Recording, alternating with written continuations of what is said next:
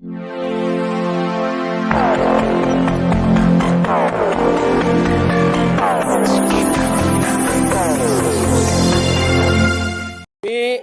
युवराज कुचेकर, भारतीय जनता पार्टीचा हडपसर विधानसभेचा झोपडपट्टी आघाडीचा अध्यक्ष आहे. जवळ भारतीय जनता पार्टीमध्ये 22 वर्ष झाले मी कार्यकर्ता आहे, एकनिष्ठेने राहतोय.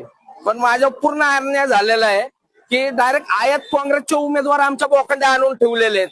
आम्ही जे पक्षात काम केलेलं आहे त्याचं आम्हाला काय पक्षाने काय फळ दिलं नाही, काय नाही. आमदारांनी सांगितलं त्या मुरली अण्णा मोहोळनी केले. मुरली अण्णा म्हणला की तुमच्या योगेशांना टिळकरनी केलंय.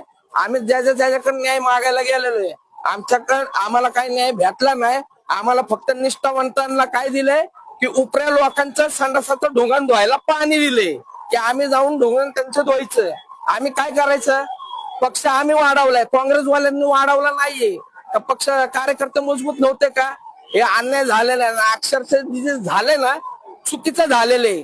मी तर काय पेटवून घेणार नाही, पण ही आपाप पेटणार आहे. का की बीजेपीचे जे आहेत उमेदवार ते 100% नाही 110% पडणार आहे.